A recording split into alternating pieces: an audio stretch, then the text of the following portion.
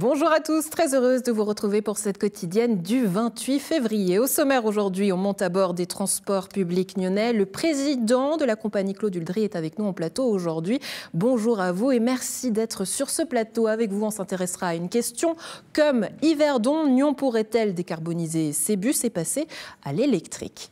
En sport, on revient sur le match qui opposait le Nyon basket féminin aux fribourgeoises Delphique. Encore une fois, les Nyonnaises ont perdu face à Fribourg. Résultat du match éliminatoire 61-97 au Rocher samedi soir. On en parle avec vous, Caroline Turin. Vous êtes la coach assistante accompagnée aujourd'hui d'Agnès Blanchard, joueuse. Bienvenue sur ce plateau, mesdames, et merci beaucoup d'être en notre compagnie. Enfin, en culture aujourd'hui, on fait déjà le plein de soleil. On parlera musique, on rêve déjà des cocktails, mais aussi de bains de foule avec le Caribana qui dévoile sa programmation. Alexandre, tu es sur place. Salut Andrea, oui, je suis donc à la parenthèse à Nyon avec Samuel Gallet qui est le responsable programmation du Caribana. Bonjour Samuel. Bonjour. Alors Andrea, je te le dis déjà, donc à la plage de Cran cet été du 7 au 10 juin, il y aura notamment Bob Sinclair, MC Solar, Moziman, SCH, Sum 41, Christophe Willem, bref, tout un programme d'artistes qui vient d'être dévoilé ce matin. Samuel, c'est toujours un soulagement pour un programmateur de dévoiler l'affiche. Ça fait plaisir. Oui, quand même. C'est le résultat de travail toute une équipe de plusieurs mois. Ouais. On y est vraiment presque depuis l'été passé. On essaye, on échange des idées. Il y a plein de démarches qui sont faites qui n'aboutissent pas toujours. Ouais. Donc effectivement, le fait de présenter l'ensemble de la programmation comme on le fait aujourd'hui. Donc là, ça ressemble à ce que vous vouliez, c'est ça, quand même? Oui, évidemment, parce que sinon on n'aurait pas fait ces choix-là. Bon, très bien. Le résultat final est quand même l'aboutissement de beaucoup de démarches qu'on ne voit pas aujourd'hui, que le public ne sent pas forcément. Alors on va détailler ce programme ensemble, Samuel, parler de votre travail bien sûr et des artistes qui figurent au Caribana. Tu vois Andrea derrière moi, alors c'est très calme, hein. Les organisateurs, les bénévoles sont en train de ranger, la conférence de presse s'est terminée, mais j'y étais ce mardi matin, je te montre un petit peu les images avec une ambiance notamment du showcase de l'artiste genevois, Lioson, regarde. Promises of evergreen in a world fading to dust. Waiting for the new day, I'm told to trust. But don't you worry, just keep on rising.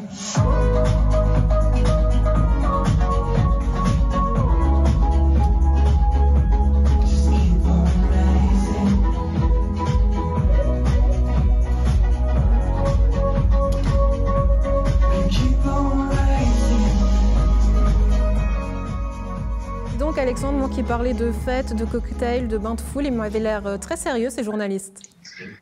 Ouais, bah tu vois, il y avait à peu près une trentaine de personnes ici ce matin à la parenthèse, des journalistes, les partenaires bien sûr du Caribana. Bah oui, tu sais, on était encore au croissant au café, donc on n'est pas encore les pieds dans l'eau au bord donc de cette plage de Cran. Samuel Gallet, j'ai donné les quelques noms, les têtes d'affiche bien entendu, mais il y a aussi des artistes suisses, notamment Lioson qu'on vient de voir qui était là ce matin. Mais la première chose qui me fait tiquer quand je regarde ce programme par rapport aux autres années, je me dis mais il est très francophone, peut-être plus que d'habitude. C'est lié un peu au problème de l'industrie de la musique aujourd'hui. Vous avez du mal par rapport à avant à faire venir des têtes d'affiche d'outre-Atlantique par exemple?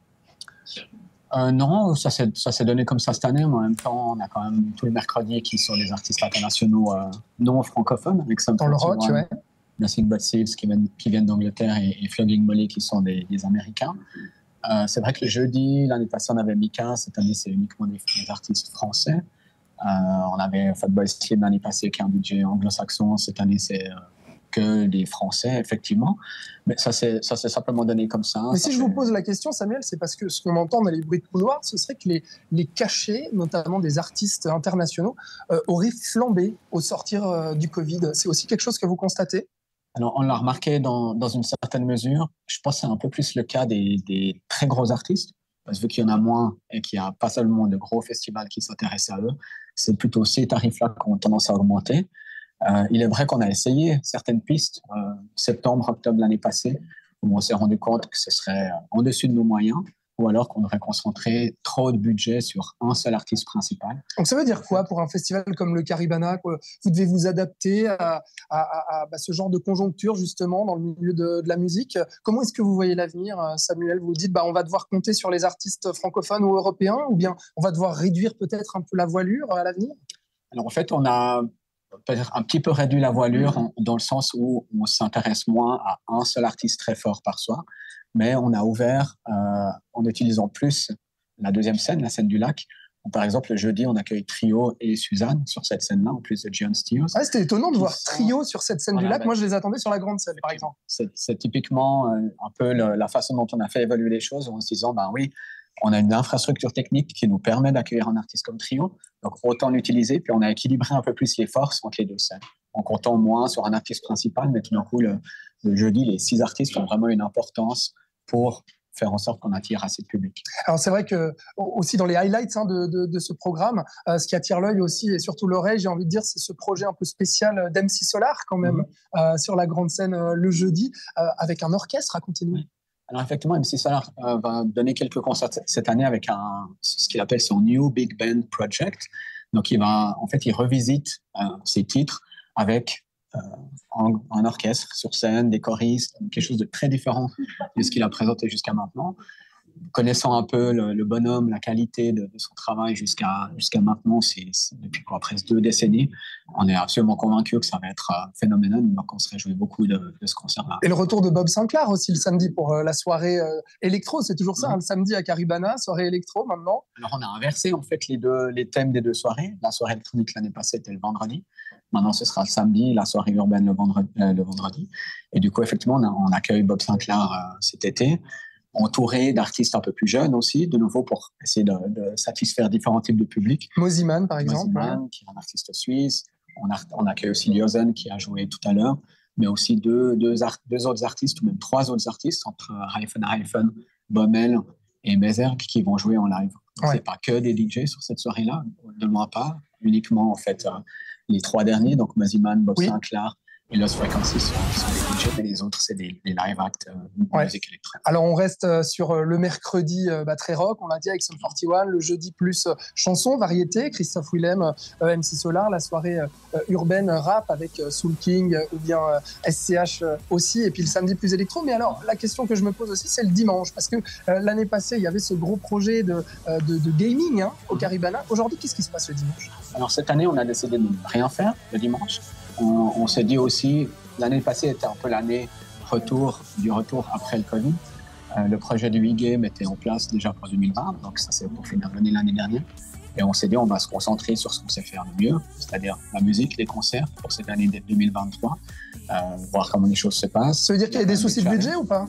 Non, pas en particulier, mais on s'est rendu compte que c'était quand même des publics qui étaient très différents. C'est un type d'événement qui continue d'intéresser l'organisation du festival, mais on essaie plutôt, dans le meilleur des cas, de trouver une formule qui soit un peu différente et pas forcément liée au festival en tant que tel, au mois de juin. Samuel Gallet, responsable programmation du Caribana, merci beaucoup de m'avoir accordé cette interview. Alors Andrea, on se retrouve après avec les organisateurs pour parler autre que le programme. Il y a aussi des nouveautés, notamment au Caribana cet été, au niveau des infrastructures. Ils revoient leurs infrastructures au niveau du 0 déchet et 0 émission carbone. Et la nouveauté aussi, c'est le no cash. On en parle avec les organisateurs juste après.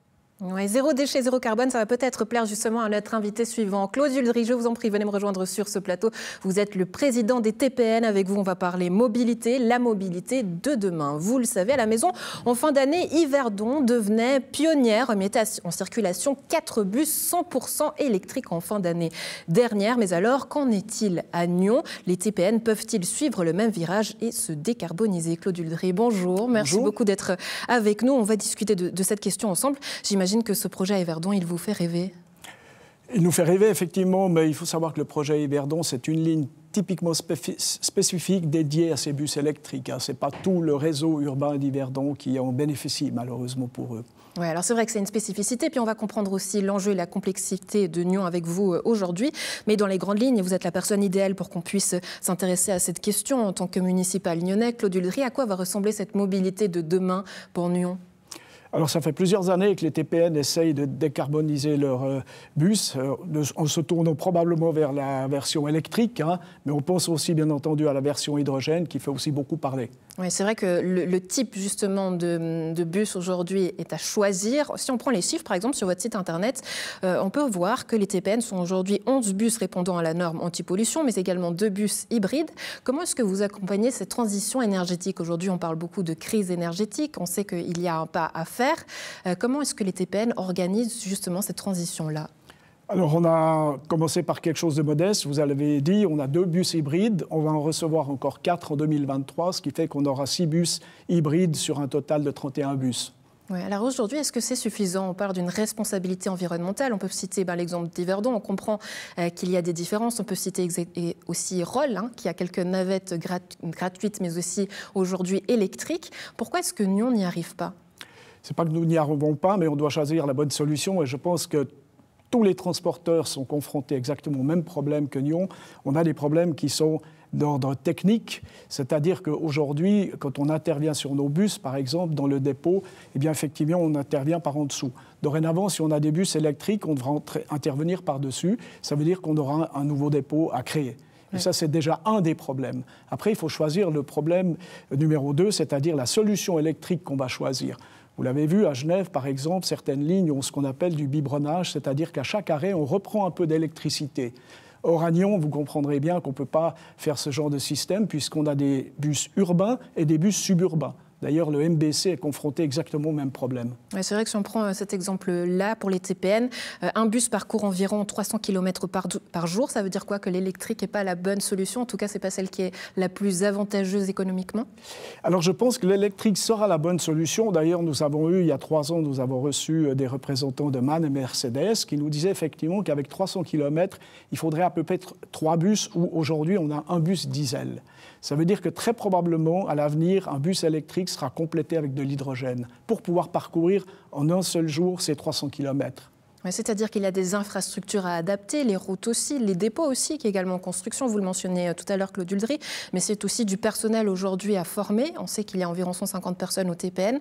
Ça veut dire quoi? Comment gérer tout ça? Il faudrait revoir l'entièreté de la structure des TPN? Alors vous avez totalement raison, ça sera des nouveaux métiers, il faut être très clair. On ne sera plus seulement mécanicien, on sera encore mécanicien, mais on aura aussi des mécaniciens qui feront de l'électricité, voire même de l'informatique, ou en tout cas, de l'informatique, effectivement. Mais comment ça se conjugue tout ça? Est-ce qu'il y a des études qui sont faites? Est-ce que c'est fait aujourd'hui en termes et du côté communal, cantonal? Est-ce que c'est l'entreprise aujourd'hui privée TPN qui doit justement proposer ces études? Comment est-ce que ça se conjugue tout ça aujourd'hui en matière de mobilité pour pouvoir justement faire le pas vers l'électrique à Nyon? Alors, pour le moment, c'est effectivement les TPN qui ont pris en main ce genre d'études.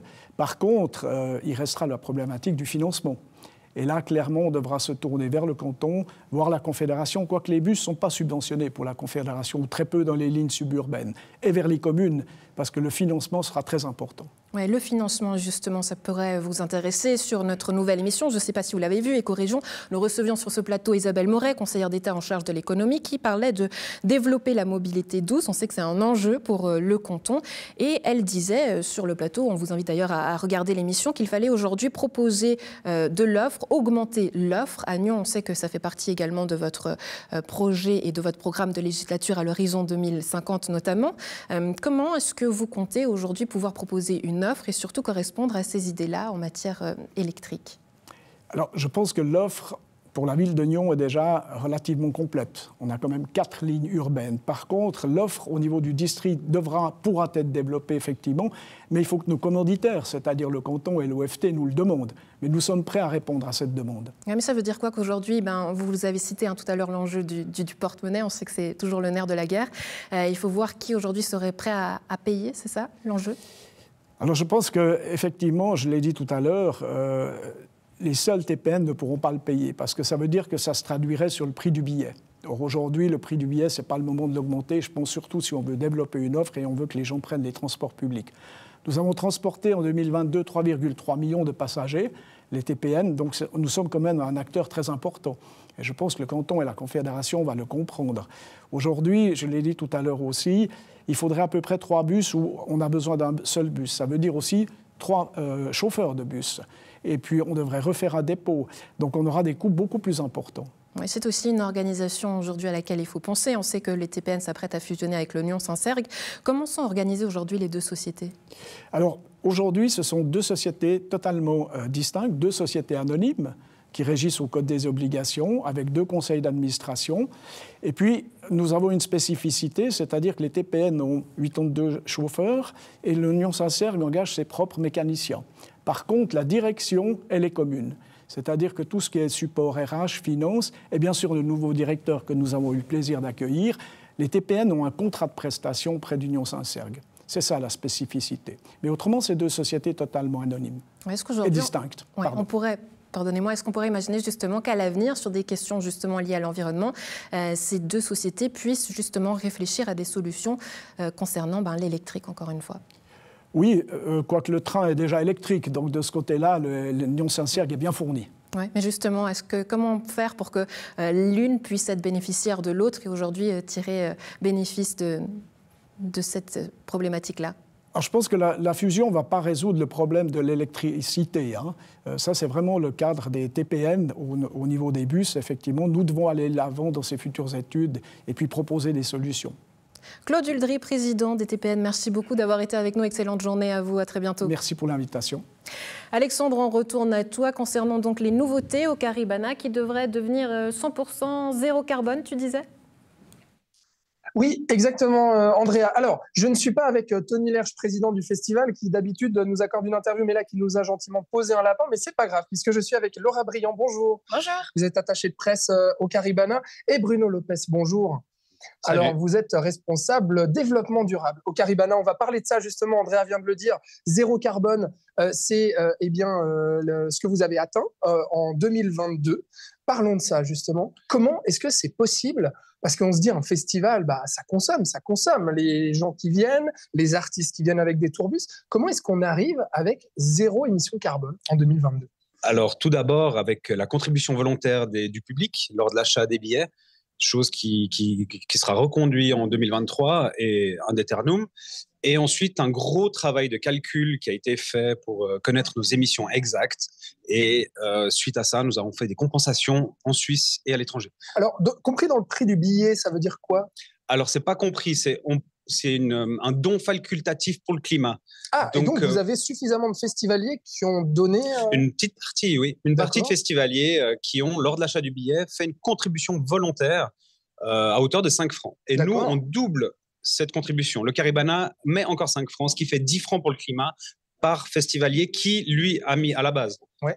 Donc, ça représente quoi, en fait, cet argent après que vous recevez ? Qu'est-ce que vous en faites pour le développement durable ? Alors, une partie reste en interne dans le festival pour nous améliorer, pour mettre des mesures à gauche, à droite. Et une autre partie part à l'étranger pour des œuvres dans le climat à gauche, à droite. Alors, voilà. ce que vous mettez en œuvre, justement, c'est quoi, Bruno Lopez ? Donnez-nous des exemples. Eh ben, le plus gros changement qu'il y a eu en 2022, c'est la vaisselle consignée, qui a pu nous permettre de réduire de 40% nos déchets incinérables. Ouais. Ce qui est le point noir, je dirais, de tout festival, c'est vraiment les détritus au sol. Donc ça veut dire que tout ça, ça compense finalement ce que dépensent en carbone les artistes qui viennent en avion, qui viennent en tourbus. Non. Non, on a dû sortir le porte-monnaie et donner de l'argent à des œuvres externes pour compenser le plus, quoi. Ouais. Donc une partie en Suisse et une partie à l'étranger. On a compensé pour la reforestation vers Berne et de l'eau propre en Ouanda. Ouais. Maintenant, on a une donnée, on a 366 tonnes de CO équivalent. L'idée, c'est de réduire ces tonnes. On va toujours en consommer, on va toujours en produire, je dirais. L'idée, maintenant, c'est de réduire ça d'année après année, de faire un calcul chaque année pour réduire nos émissions, avec l'aide du public également. D'accord. Si vous achetez votre billet, il faut contribuer, cliquer sur « Oui, je contribue au climat ». D'accord. Laura Briand, c'est le rôle d'un festival de participer au développement durable, de récolter des fonds pour s'améliorer comme ça ? Moi, je pense que c'est le rôle de chacun surtout. Donc, c'est les responsabilités de chacun et c'est important pour une institution culturelle aussi de montrer aussi ce qui est bien de le faire. C'est d'abord nous et puis on verra si les autres peuvent suivre aussi. On rappelle, c'est combien de festivaliers le Caribana ? C'est 8000 personnes par jour. 8000 personnes par jour, donc vous faites alors cette année x4, du mercredi au samedi. Laura, justement, ces 8000 personnes qui vont venir chaque soir sur ce terrain du Caribana à la plage et au port de Cran, qu'on connaît bien. La nouveauté, c'est que ce terrain, il va être passablement modifié en 2023. Qu'est-ce que vous allez changer dans les infrastructures? Exactement. Le problème du terrain qu'on a, c'est qu'il n'est pas extensible. Donc, du coup, il faut trouver des solutions un peu malignes pour pouvoir augmenter la superficie. C'est souvent ce qu'on dit du Caribana, c'est le petit festival avec les grands artistes. Voilà. Donc, du coup, au niveau des VIP, on va doubler la surface pour accueillir un peu plus de monde. Et l'année dernière, on avait fait ce bar de la plage avec une vue directe sur le lac. Ça a eu tellement de succès que du coup, là aussi, on double la superficie. Alors, ça veut dire quoi? Ça veut dire concrètement que ça va grignoter un peu d'espace de terrain, en fait, et de parterre? Alors, au niveau de la surface VIP, on grignote rien. Et on a des super techniciens et ingénieurs qui ont réfléchi dessus et du coup, on ne prendra pas plus de place. J'allais vous dire, sinon on va vous reprocher d'être le Caribana qui accueille les VIP très très bien, mais le public moins bien. On ne prend pas de l'espace du public pour les donner aux VIP, ça jamais. Par contre, du coup, pour le bar de la plage, on enlève 1 ou 2 stands, mais on les met ailleurs, on déplace. Ouais. D'accord. Bar de la plage, justement, ça aussi, c'est quelque chose sur lequel vous vous concentrez pour améliorer. C'était un point fort, en fait, des nouveautés de l'édition 2022. Là-dessus aussi, pour accueillir des artistes suisses, notamment avec cette nouvelle scène, c'est quelque chose que vous mettez un point d'honneur cette année. Oui, c'est important. Déjà, de base, le festival aime accueillir des artistes suisses et de les mettre en avant. L'avantage de cette petite scène, c'est aussi d'accueillir des artistes plus locaux, qui sont peut-être un peu moins expérimentés et de faire une première scène dans un festival. Ouais. Donc voilà, c'est vraiment ça qui nous anime aussi. Alors, la dernière nouveauté, Laura, c'est le no cash. Comme on l'a vu dans d'autres festivals l'année passée notamment. C'est-à-dire, qu'est-ce que ça veut dire? Expliquez-nous, no cash. Ça veut simplement dire qu'on ne peut pas payer avec du cash.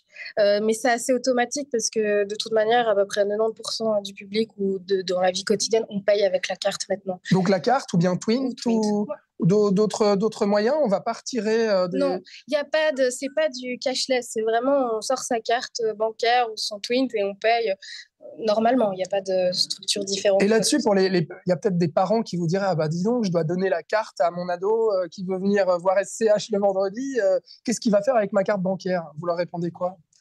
Qu'il faut donner un peu d'argent, il faut donner une carte bancaire à son ado. Non, mais... Même s'il vide le compte à papa-maman, c'est ça? Alors, on a des équipes qui réfléchissent quand même sur le sujet pour trouver une solution parce qu'on sait qu'on a aussi un public fidèle qui n'aime pas trop les nouveautés, qui utilise le cash. Je ne citerai pas de nom, mais il vient de nous poser un lapin. D'accord. Mais voilà, Tony, lui, il y tient à son cash, il n'a pas de carte. Donc forcément, on va essayer. Vous vous êtes battu contre le président pour instaurer ça? Oui. D'accord. Oui. Bon. Mais voilà, on a une belle organisation et puis c'est au vote. Ok. Donc il a perdu, Tony. Très bien.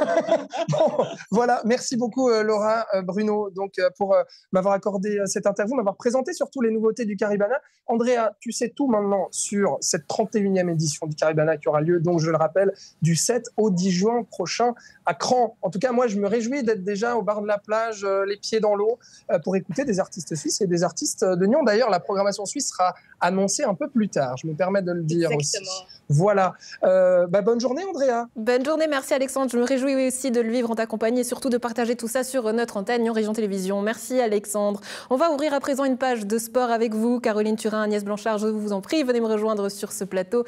Merci beaucoup d'être avec nous. Alors, une fois encore, il n'y aura pas de finale de Coupe de Suisse pour l'équipe du Nyon Basket féminin. Les Fribourgeoises Delphiques ont eu l'ascendant sur les Nyonnaises lors d'un match éliminatoire 61-97 au Rocher samedi dernier. Bonjour mesdames, merci beaucoup d'être avec nous. Alors, une fois de plus, on est obligé de le dire encore, Elfic qui vous élimine lors de matchs importants. On se souvient de la finale du championnat de l'été 2022, la finale de la Coupe de la Ligue en janvier 2023 à Montreux, dont on a d'ailleurs quelques images. Et maintenant, cette demi-finale de Coupe Suisse. Qu'est-ce qui se passe? Est-ce que c'est pas un peu frustrant, très franchement, de sans cesse répéter le même scénario? Oui. Après, le contexte en Suisse fait que c'est toujours la même équipe depuis quelques années. C'était d'autres équipes avant. Ce qui est frustrant, je pense, c'est quand on perd des finales qu'on aurait dû gagner, quand on perd des matchs qu'on doit gagner. L'année passée, on a eu une très très belle finale de play-off, dont on était très fiers des joueuses. On avait plus d'ambition pour cette saison. Jusqu'à maintenant, les résultats ne sont pas là, mais on est aussi très fiers de cette deuxième place. Et actuellement, Elphick est supérieur à nous dans différents aspects du jeu. Donc c'est une réalité avec laquelle qu'il faut accepter, puis retourner au travail et puis essayer de les accrocher plus. Ouais. On va essayer de comprendre justement ce qui se passe et sur quels aspects vous allez travailler. Mais Agnès, vous disiez tout à l'heure, lorsqu'on en discutait, c'est un peu une relation de je t'aime moi non plus avec Elphick. C'est sûr que vu qu'on est les deux premières équipes du championnat, c'est un peu à chaque fois l'affiche quand on joue contre elles. Et puis autant Fribourg que nous, on veut tout donner pour les battre. Et puis, en l'occurrence, cette année, ça a toujours été en faveur du Fribourg. Oui, mais qu'est-ce qui se passe? Parce qu'on sait que vous êtes capable de les battre. Il y a eu de beaux exemples également. Mais lorsque vous êtes finalement dans ces matchs éliminatoires, à chaque fois, vous craquez. Qu'est-ce qui se passe? Je ne sais pas si on craque ou si c'est simplement vraiment aussi une réalité de différence de niveau cette année. Il y a quand même des joueuses avec Marielle, Nancy qui ont une expérience qui est autre des joueuses qu'on a dans l'équipe. Marielle, elle a mon âge, donc on voit bien qu'il y a une petite avance au niveau de l'expérience. Donc c'est des matchs comme ça, coup près, il faut pouvoir être au top. Tout le monde et en équipe. Pour l'instant, on n'arrive pas à faire ça. On aimerait bien avoir plus de matchs de cette qualité-là et pas que contre Elphick. C'est aussi une réalité du championnat suisse actuellement. Oui, Agnès, c'est quelque chose que vous manquez, un manque de matchs? Oui, je pense, parce que par exemple, avant la finale contre Fribourg, on joue le dernier du championnat. C'est pas du tout le même type d'équipe, c'est pas la même intensité. Donc, passer d'un match de ce type de match à un match de demi-finale contre en plus une grosse équipe de Fribourg, c'est pas évident pour la préparation en tout cas. Ouais. Ouais. Si on revient sur la saison, on sait également qu'il y a eu pas mal de difficultés avec des joueuses étrangères qui ont dû être remplacées. Est-ce que ça a posé souci? Oui, je pense que c'est une des raisons pour lesquelles on n'arrive pas à avoir la progression sur la saison qu'on espérait.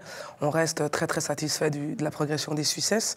C'est aussi les progrès des Suissesses sont la raison pour laquelle on est quand même aujourd'hui deuxième. Mais c'est vrai que l'instabilité au niveau des étrangères fait qu'on n'a pas pu avoir la progression. Voilà, les étrangères, c'est un peu de chance, c'est du budget, c'est différentes choses ensemble. Cette année, ça a été beaucoup plus compliqué. Et on voit aussi la différence de l'apport des étrangères entre une équipe comme Elphick, qui a aussi un budget différent, a aussi un attrait différent. Parce que quand on joue au Eurocup, on attire des joueuses qu'on attire moins si on ne joue pas. Donc c'est plein de choses réunies qui font qu'effectivement la situation des étrangères cette année fait qu'on n'a pas la progression voulue. Ouais. Agnès, est-ce qu'on se sent défavorisé quand on voit qu'on n'arrive pas à avoir cet attrait qu'a Elphick? Vous le ressentez comme ça en tant que joueuse? Non, pas vraiment, parce que... Moi, ça ne me vexe pas du tout, mais après, je comprends aussi que quand on vient en tant que pro, on veut effectivement faire de la compétition à haut niveau. Mais à Lyon, pour l'instant, c'est flagrant qu'on n'est pas encore, on n'a pas les infrastructures, on n'a pas les moyens d'être au haut niveau. Donc, non, ça me vexe pas tant plus que ça. Non. Ouais. On peut également citer le manque de la capitaine d'équipe, Méline Franchina, qui est absente pour cette deuxième partie de saison. Comment est-ce que vous le comblez aujourd'hui, ce manque? On ne le comble pas trop.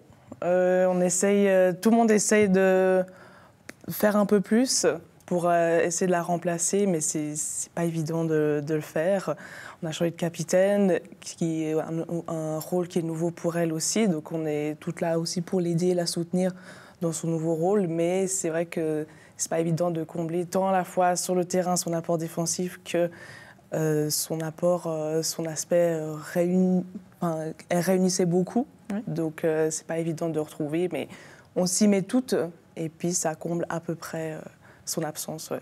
Ouais. Caroline, est-ce que là, votre rôle de coach assistante, il rentre aussi peut-être encore plus en jeu? J'imagine qu'il y a on a l'impression qu'il y a beaucoup de mental aujourd'hui sur lequel il faut travailler.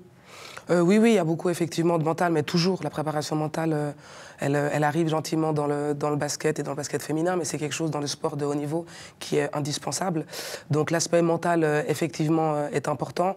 Après, on a aussi une équipe jeune. Méline était aussi une capitaine jeune, mais elle avait une petite expérience quand même. Un certain leadership, c'est vrai, qui nous manque aujourd'hui. Je pense qu'il nous manque principalement avec le départ de Méline, c'est son intensité en défense. son envie. Il nous manque un peu de ça actuellement et c'est quelque chose qu'on aurait besoin effectivement que ça vienne aussi de nos pros et qu'après toutes nos Suissesses puissent vraiment se nourrir un peu de ça et puis créer un esprit d'équipe qu'on a pu voir encore une fois l'année passée en play-off, qu'on a du mal un peu à retrouver cette année. Alors vous êtes actuellement 2e au classement dans ce championnat. Pour la suite, on peut citer déjà le 11 mars où à nouveau une rencontre face à Fribourg au Rocher cette fois. La suite du championnat, c'est quoi et quels sont les objectifs? Comment ne pas répéter ces erreurs, si on peut le dire? C'est continuer à progresser, analyser les matchs. Il y a aussi des bonnes choses. Le match de samedi, le début de match, il est assez bon. Après, il y a l'aspect mental, comme vous disiez, où on ne met pas des shoots qu'on a qui sont ouverts. Si on met ces shoots-là, je pense que le match peut se dérouler. L'issue n'est pas forcément différente, mais le match est différent. Je pense que perdre contre plus fort, c'est le sport. On est très en paix avec ça, avec le coach. Après, il y a perdre et comment on perd. Donc c'est retourner à l'entraînement, travailler et puis essayer de continuer à garder déjà cette 2e place, rester très sérieux sur les équipes qui sont derrière nous et continuer à garder cet avantage. Et puis après essayer d'aller à nouveau chercher une finale contre Elfic et puis d'essayer de donner du fil à retordre à Elfic, ce qu'on a du mal à faire ces derniers temps. Ouais, j'aimerais terminer avec vous, Agnès. On voit une situation un peu compliquée, délicate. Dans quel état d'esprit et qu'est-ce que vous vous dites? Est-ce que ça vous donne envie d'abandonner le basket ou au contraire, ça vous donne encore plus la hargne?